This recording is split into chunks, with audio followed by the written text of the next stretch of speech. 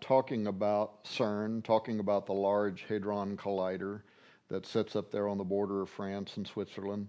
And in particular, we do because of something that Sergio Bertolucci, the science director at Cern, said in a media interview a while back, where he said, "We are going to open a doorway into a parallel universe." And he said, "We may send something through it," or he said, "something may come from that parallel universe into our reality." Unknown unknowns, he called them. Well, you know, we opened today with a quote from Revelation.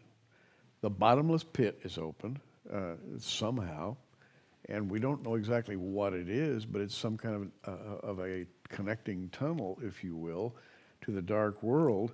And I find it fascinating, and we talked about this before we went on today, that in Revelation 9:1:1, that's Revelation 9:11, you have this, and they had a king over them, which is the angel of the bottomless pit, whose name in the Hebrew tongue is Abaddon. In the Greek tongue, his name is Apollyon. Apollyon is Apollo, right? Ancient Greek god. Yeah, absolutely. And of course, we've done shows before where we've talked about the prophecy on the Great Seal of the United States of America, which is taken from the Cumae Sibyl's predictions. Yes. That at the end of time, Apollo will return and that he will rule the new golden age. That's where the Novus Ordo Seclorum on the Great Seal comes from. Right. The new world order. But before the Sibyl prophesied that, it was in Scripture. It was predicted by the prophets of old that the day would come in which that doorway is going to open. It's going to be a terrible time. Transgenic entities are going to come up, these locusts, right, come up out of the bowels of the earth, torturing humanity. And yet, I find it very interesting that in verse 21 of that same chapter you were quoting from, chapter 9, it says, "And yet they," the people being tortured by what's coming up out of the earth, it says, "And yet they repented not of their sorcery." And this is the Greek word pharmakia, which we all know in the Bible was forbidden. This is the effort to make contact with entities on the other side of a dimensional setting. Right outside of the main headquarters is the god Shiva, yes, which is the Hindu god of destruction. This is the god that destroys everything at the molecular level and then recomposes it, puts it back together. And actually the prophecies around Shiva is that he will put it back together and give birth to a new world order, to a new golden age, right? So it's very reminiscent of that Apollyon prophecy that is on the Great Seal. And of course, we know that the day is coming where Abaddon is going to rise. And it's interesting that the role that he plays in relationship to the coming Antichrist, the king of the world for a short period of time, because Paul says to Timothy that the Antichrist is the son of perdition. And the Greek word there, perdition, is Apollyon, Apollo, right? Apollo. Revelation 17:8, "The beast will rise up out of the bottomless pit and go into perdition," Apollyon, Apollo. So this Abaddon character, this spirit of Abaddon, is going to rise up and take its place, incarnation of some kind, demonic. Almost like a blasphemy of the resurrection of Christ, right? A second coming, but a dark second coming. And he will play the role for a period of time as Antichrist. Now, you asked me about Cern and you asked me about the Large Hadron Collider. We should acknowledge that probably not everybody at the Large Hadron Collider is in league with the devil, right? Right. These are particle physicists. They're trying to understand the nature of matter, right? Sure. They were looking for the Higgs boson some years ago, which they... God particle? The God particle, right? They think they found it, and it would illustrate that there is a Higgs field. But the other thing they're looking for there is they're looking for gravitons. Now, what does the 17-mile long particle collider, what does it do? It accelerates protons to almost the speed of light. And then using magnets, it squeezes the pathway. They're going in both directions, squeezes the pathway down to about the size of a human hair. And then literally trillions of these protons crash into each other and they burst apart into their subatomic parts, right? Yes. And they have cameras that are fixed inside of the Large Hadron Collider taking pictures of that moment. Now, what they think they have saw is certain particles that they think make up gravity. Gravity is made out of gravitons, they believe. That's the theory. But gravitons in string theory are not bound to the Earth. They're a weak particle that can escape into parallel realities. Specifically, that is like the number one thing they are looking for, and why Sergio Bertolucci said, we're going to send something through to a parallel universe. What was he talking about? Well, gravitons, they believe they have filmed them literally moving away somewhere. You know, matter doesn't just go away. Yeah. It decays into another particle. It becomes something else. It doesn't just disappear. But they think they have filmed gravitons literally disappearing, going into a parallel reality. Now, you can watch a video that was made by, I can't think of his first name. His last name is Green, but people can go out and they can Google this and find it. They made a documentary a while back in which one of the physicists is saying, if gravitons are escaping into a parallel world, then once we learn how to control gravitons, how to control their spin or whatever, we can put them together like in a binary code. We can put them together in a stringed message, and we'll be able to send a message through into that parallel reality saying, we're here, come and visit us. And that's what he meant when he said, we're going to send something through and something may come back. This is a reply being sent back from a parallel reality. So they literally are trying to make contact with those that they believe exist on the other side of a dimensional veil. But see, we don't really know. Like, people have asked me in the past, you know, what about the Tower of Babel? Yeah. You know, so Nimrod, you know, this Gibborim of the old world, right? This mighty hunter. He says, I'm going to build a tower whose top will reach into, it will penetrate this dimensional veil. It'll reach into heaven. God looks down and says they will accomplish what they had intended to do.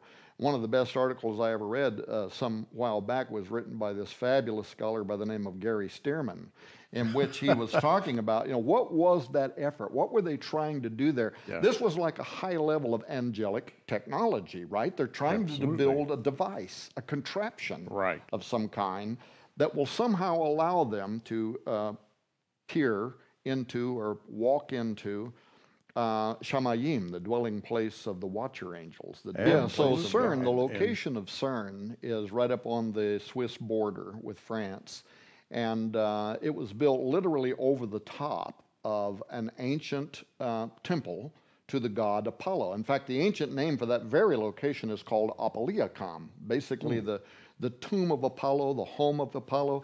And they believe that this was built, the Romans believe this set over the top of the Abyssos, the abyss, the underworld, or what the book of Revelation might call the bottomless pit, right? Absolutely, yeah. And that Abaddon, Apollo, was down inside there, the king of this underworld location. They built the Large Hadron Collider so much over the top of it, they actually had to stop during construction to let archaeologists come in to remove some of the debris from that ancient temple. So that by itself was very interesting. Not far from there, you mentioned the Gothard Tunnel, and people can go to Google, go to YouTube and type in Gothard Tunnel, satanic ceremony, type in some keywords like that, and they'll be shocked, really, at the ceremony, the all-day long ceremony that was conducted at the inauguration of this tunnel. The tunnel had been under construction for over 17 years. They finally got all the way through the mountain. But, you know, the leader of Germany, the leader of France, all these countries came together. And it is one of the most, well, let me just be frank, one of the most demonic things I've ever seen in the world. They have a giant screen that is depicting a portal, a doorway, right? And at one time, it even seems to show the arms. It's interesting. It's like an artistic mix of the arms from Shiva, you know, the multi-arms of Shiva doing the cosmic dance, and the atlas coming up out of Cern, the different arms off Cern. Somebody mixed those two together to illustrate the cosmic dance that's happening at Cern. So they tied this tunnel ceremony into what's going on at Cern, but then they started showing what's coming up. A giant awakens, right? And this giant starts moving up from under the underworld. With him are Cernunnos and the goat-headed demons and the three the three-faced goddesses like Hecate of ancient times. They're literally depicting all of the ancient gods being invited to come through this doorway. Well, then soon these actors illustrate that they've made it through the doorway. Now they're in our reality, and there's a goat-headed man, and he's having in costume. Yeah, a goat-headed man in costume. He's having copulation with a woman in a red dress. We know where this comes from out of the book of Revelation, right? Out of that is born another goat-headed entity that then becomes the king of all of earth, and all of the people at the end of it are bowing down and worshiping this king that came through this doorway, this portal, this goat-headed entity. Well, it's very, very satanic. And yet, if you think about, the other part of what we're doing here is we're talking about literal Bible prophecy, that this day is going to come, right? This Antichrist, Apollyon, this entity is going to reemerge on the world scene.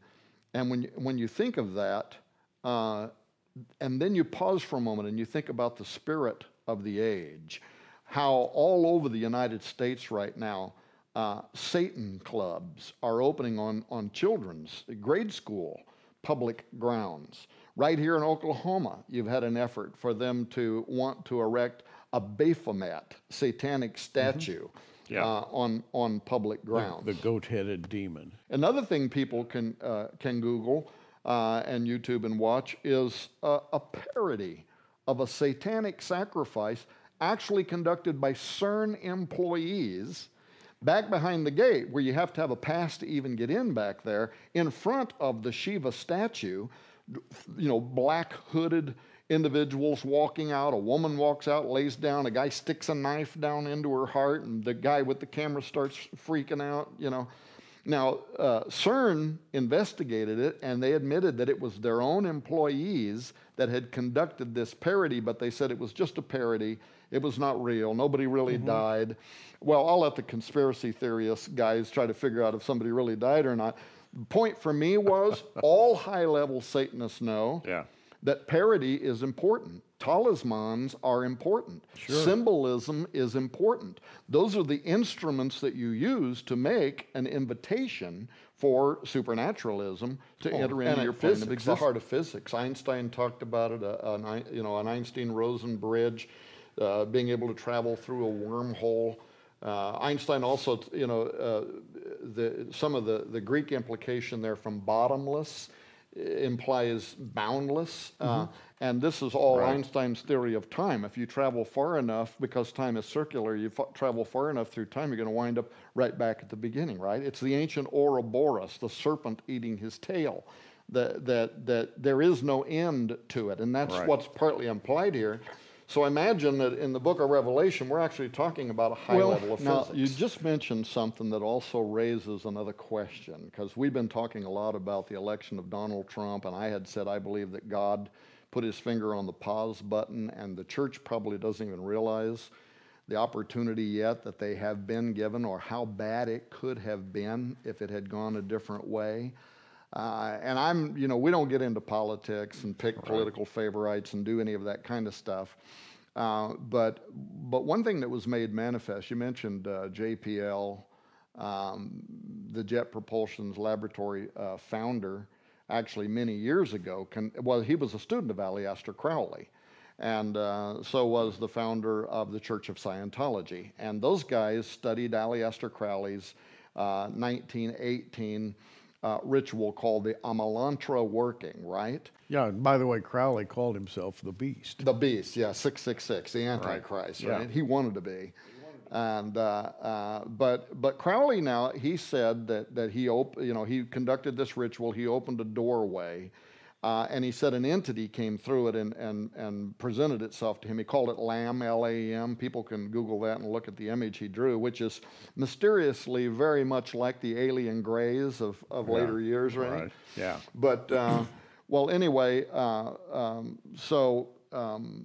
Jack Parsons and L. Ron Hubbard were students of his, OTO, and they wanted to repeat that ritual. So what they did was they conducted a series of sex magic rituals called the Babylon, B-A-B-A-L-O-N, Babylon working. The purpose of the Babylon working was to try to open a doorway, but to bring through it the spirit of Babylon, the whore of Babylon, as they called it, so that spirit, the archetype divine feminine, could become incarnate in a female child and then grow up to become the whore, mislead the world, basically, be part of the Antichrist system. That's in other words, they were seeking occult power. They were seeking occult power. Now, they claim they were successful. In fact, Jack Parsons publishes kind of a celebratory statement in his biography, which he was writing when he blew himself up at the Jet Propulsion Laboratory, but in which he says that in 1946, they were successful, and a female child was conceived and born in 1947, and that she would go on to become the most powerful feminist, and all of the world have great political clout. Now, if you look into the WikiLeaks scandal, there's some stuff there that, and I don't know how much of this we want to go into. We might want to flesh this out some other time, some other way. I think a healthy allusion. An allusion, well, so, Spirit Cooking, Tony Podesta is using a government server to email John Podesta, Hillary Clinton's campaign manager. And by the way, I don't know that Hillary knows anything about, anything about a couple of things. One, because we need to understand spiritual warfare. We need to know how to pray and what to pray about and why we would pray, right? We need to know that there is an anti-Christian spirit that is moving towards Abaddon ascending, that the spirit is alive in the world today. But we also need to know that perhaps now, for a time, God put the brakes on and God is giving the church a chance to be preachers of the gospel. In another program we did, we talked about the book Final Fire, and are we now at the dawn of another great awakening, right? I think this is a moment in time. And I would want to be very clear once again, I am not saying that Hillary is the whore of Babylon, and I am not saying, right, that... Okay, I'm glad you cleared that up. I'm just saying there are people around her that believe that. Now, she is looking forward now to the year 2020 as a possible presidential run. I don't know if she could stay healthy enough to be able to do that. But if she did run in 2020, she would be 72, and that is the highest number in all of occultism directly connected to the Watchers, who are the ones who originally had plans and still do have plans, the fallen angels, the Gibborim in the underworld, the Raphaim that may or may not rise, right? That's right. Yeah. So there's just a lot of occult numerology, and you could see it in these people that were around her. So we don't like to think about that, right? I don't want to think that some of the people in our government are practicing magic. I don't want to think that is well, and true. also this idea, this quest to open a doorway. I've thought for some time that this is like the most overlooked aspect of end times prophecy, is connected literally to the opening of the gates of the earth and also the windows of heaven. So when we're talking about revival, there are verses, I will open the windows of heaven and pour out a blessing upon you. Jesus says to his disciples, from henceforth you shall see the windows of heaven opened and angels ascending and descending. So it isn't just negative, right? There are doorways, there are gateways, but then there also are the gateways of the earth. Revelation 9 is one of them. Isaiah 13, where he talks about the area around Babylon, open the gates, ye ruler, I give command, and I bring them. Giants are coming to fulfill my wrath. So the earth is more dynamic than the average person ever thinks about. I mean, we go out to get in our car to drive to Walmart. The last thing on my mind is I'm driving over a crust under which there are supernatural entities. I'm not thinking about this, right? That's right. And yet, that's exactly how the Bible describes the earth itself, inside which there is Sheol Hades, and there is angels that are bound beneath the surface of the great river Euphrates, and on and on. So that's partly why we wrote this book. And one other final thing, I know we're going to run out of time here. To most Christians today, they don't understand a large part of the mission of Jesus Christ when he came to the earth, but he came to reverse what had started at Mount Hermon, where the Hebrews believed that was the gateway to the underworld. And in fact, it's interesting that we're talking today about portals and gateways, and Mount Hermon is well known as the place where the 200 rebellious angels came down through some kind of portal and entered into the world. and they became the source of great power in the ancient world, and people courted them to be their servants, I suppose, in order to have access to that power. Right. Well, in fact, the Hebrews, what they call the Enochian worldview, the worldview based on the book of Enoch, that was pretty much the Hebrews at the time of Jesus Christ in flesh.